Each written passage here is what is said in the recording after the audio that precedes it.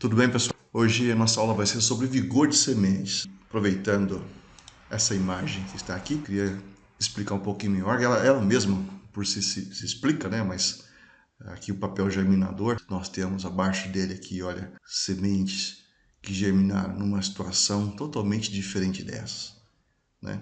Vocês podem ver aqui o comprimento do hipocótilo, né? Mesmo posicionamento dos cotilédones, sistema radicular, né? Mais torto, aqui mesmo o próprio hipocótilo também torto, enfim, material que a gente pode analisar que pode ter um desenvolvimento a campo muito pior do que, por exemplo, esse, né? Mesmo em condições de laboratório, conseguiu demonstrar que tem um peso de matéria seca maior, tem um desenvolvimento maior, tem um sistema radicular muito melhor do que esse, enfim, tem um potencial produtivo, né, melhor do que esse, até um potencial para resistir às condições desfavoráveis, né, ambientais muito maiores do que esse material. Então é isso que é vigor,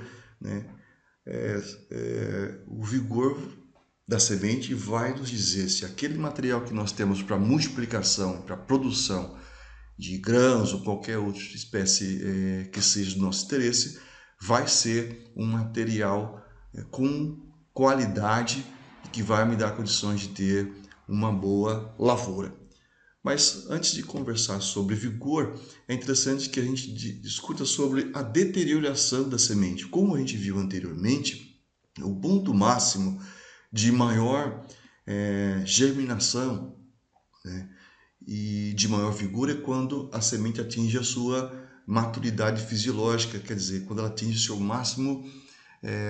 máxima quantidade de matéria seca. Aí ela vai ter maior vigor e maior germinação. Mas existe, né, condições em que esse vigor ou essa deterioração pode ser maior ou menor. Então, quais são as causas? O que leva a essa deterioração da semente e que vai ocasionar a diminuição do vigor? Uma delas é a colheita da semente de forma que ela não atingiu ainda o seu ponto de maturidade fisiológica ou que ainda está com uma quantidade de água muito grande e que pode determinar esses problemas tanto na colheita como no armazenamento, como no beneficiamento. Então essa semente imatura, que a gente pode ver aqui, ó, sementes verdes ainda, ou colhidas verdes, elas podem sim demonstrar graus diferentes de deterioração e também de vigor. Ou se não, um atraso nas operações de colheita pode levar também um ataque maior de insetos e de micro-organismos nessa semente, ou mesmo sujeitar essa semente a uma quantidade maior de provocadas por injúrias mecânicas, tanto durante a colheita como durante o transporte dessa semente até o armazém. Um outro ponto que atinge diretamente o vigor é a secagem e o armazenamento feito de forma inadequada. Isso pode aumentar a velocidade de deterioração da semente por conta de que, por exemplo, o secador pode não estar atingindo na semente a umidade ou a temperatura ideais para poder manter o vigor dessa semente, ou por conta de que o armazém pode estar com uma quantidade alta de pragas ou de fungos que pode estar infestando externamente a semente e com isso ocasionar problemas futuros. O beneficiamento ineficiente também, que é a não separação, por exemplo, de sementes por tamanho, né, por peso, e que pode gerar aí sementes de maior ou menor vigor misturadas, o que pode estar ocasionando problema no lote, conforme você vai ter uma variação muito grande no desenvolvimento a campo das plântulas.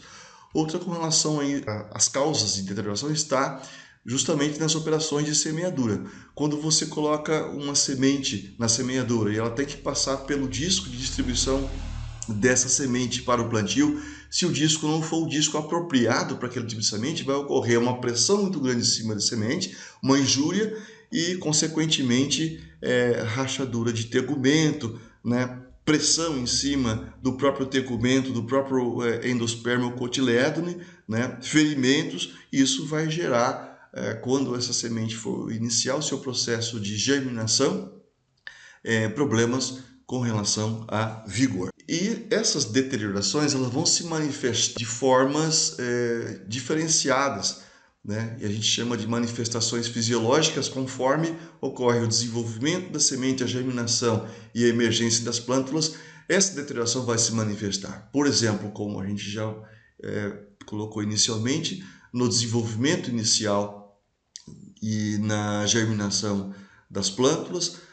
Quando você tem na redução, no declínio da velocidade de crescimento, você tem plântulas, né, que se desenvolveram muito mais rapidamente que outras, né, porque tiveram menor vigor e que acabam nascendo praticamente daí junto, porém com desenvolvimento totalmente diferenciado.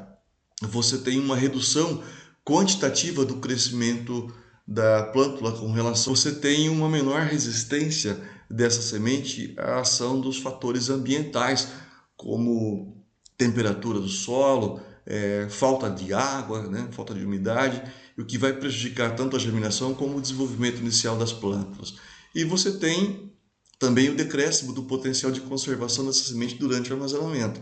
Uma semente fraca, uma semente deteriorada, ela tem uma ação maior de micro-organismos, né, durante o processo de armazenamento, ou mesmo se ela tivesse sido exposta a campo ao ataque de fungos que, consequentemente, vão diminuir o vigor e vão aumentar a deterioração. E outro, se eu tenho uma semente fraca, vai acontecer isso daqui em nível de campo, né? Desenvolvimento muito fraco do sistema radicular, uma ação muito grande da radiação ou de temperaturas que essas plantas simplesmente não vai aguentar e vai ocorrer a morte delas por dumping off. Você tem também uma redução da porcentagem de emergência de plântulas a nível de campo por conta dessas manifestações fisiológicas decorrentes da deterioração de sementes.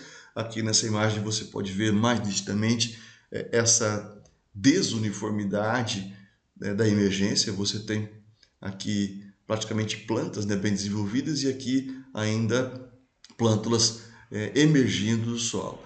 Você tem uma maior especificidade em relação a condições do ambiente para germinação. Quer dizer, plantas com um vigor menor, elas precisam ter todo o cuidado e todo o carinho possível e condições ambientais totalmente favoráveis para que elas possam emergir. Se eu não tiver isso, a mínima variação que ocorra nas condições ideais, essa semente não consegue emergir e praticamente morre, e você vai ter aí a famosa desuniformidade a nível de campo, que acontece por conta de você ter um desenvolvimento péssimo ou ruim dessas sementes no momento que elas vão estar emergindo. Você tem um aumento da taxa de anormalidade. Quando você tem sementes de baixo vigor ou atacadas por fungos, olha o que acontece quando você faz o teste de germinação. Aqui você tem sementes que têm um alto vigor, que sofreram menos com o processo de deterioração durante todo o processo de produção, armazenamento e semeadura, e aqui você tem sementes que sofreram, né, também durante todo esse processo, provável falta de nutrientes, ataque de pragas, condições desfavoráveis ambientais que proporcionaram essa situação. Qual que é a situação que vai proporcionar maior produtividade a nível de campo para o agricultor?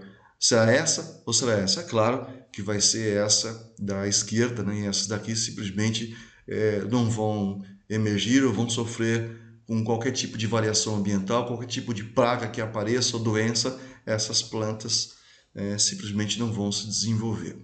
Aqui você tem ao final, né, a morte da planta durante todo esse processo. Né? Ela pode até iniciar a germinação, mas ela não consegue muitas vezes sair, ou quando ela consegue emergir, ela não suporta as condições ambientais e a planta acaba tendo a morte como o seu fim. As manifestações metabólicas internamente a semente. Quando eu tenho uma semente de baixo vigor ou uma semente que foi muito deteriorada, eu tenho uma redução da atividade respiratória e síntese de ATP, que significa o quê? Você tem a semente paralisada, ela não consegue liberar enzimas para a produção de nutrientes mais solúveis para o desenvolvimento da plântula, tanto aminoácidos como glicose, como nas formas mais quebradas das moléculas de lipídios. Você tem uma alteração no processo enzimático, né, uma inativação praticamente das enzimas e, consequentemente, você não tem a liberação rápida dos nutrientes para o desenvolvimento também mais rápido da planta. E você tem aí uma alteração no metabolismo das próprias reservas. Então, o conceito de vigor ele está muito diretamente ligado à somatória de condições, desde o processo de produção, que é a necessidade de condições ideais de temperatura, de nutrientes e de água para a formação dessa semente, as condições de controle tanto de pragas como de doenças, as condições de colheita, tanto uma colheita no momento certo, né? Evitar uma colheita de uma semente que esteja com um alto teor de umidade, que vai prejudicar por conta de injúrias, né? O processo de armazenamento dessa semente, né? Isso vai contribuir para que, se eu tiver essas condições no nível controlado, eu vou atingir meu potencial de atividade e desempenho de uma semente ou de um lote de semente durante a germinação e emergência da planta. O que eu posso fazer para testar o vigor, para saber se a minha semente tem alto vigor, tem médio vigor, tem baixo vigor? Existem os métodos chamados métodos diretos. São as simulações que ocorrem nas condições, tento simular condições de campo, por exemplo, teste frio, velocidade de emergência no campo, quando você semeia e você verifica quantos dias demorou para essa semente plântula germinar e emergir, a população inicial, o peso da matéria verde, o peso da matéria seca das plântulas, o crescimento da plântula, velocidade de crescimento, e aqui um teste específico para ervilha, teste de crescimento para ervilha. E você também tem os métodos de teste de vigor, se você não quiser fazer o teste a campo, que são os métodos indiretos. E eles se dividem em dois, que são os fisiológicos e os bioquímicos. Então, esses indiretos eles avaliam os atributos que indiretamente se relacionam com o vigor, físicos, biológicos e fisiológicos, ou fisiológicos e bioquímicos.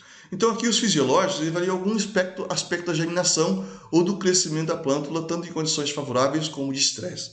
Então aqui você tem um dos principais, que é o envelhecimento precoce ou envelhecimento acelerado. Você coloca a semente, aqui a soja ou qualquer outra semente, num gearbox e você coloca aqui no fundo água e submete essa semente com a tampa do gearbox fechada a uma temperatura que pode variar de 42, 45 graus por um determinado número de dias. A partir disso, com esse estresse, então a semente vai acelerar o seu processo metabólico, mais ou menos tentando simular aquilo que pode acontecer no campo. Então, ao invés de você levar ao campo, você faz um teste fisiológico desse no laboratório.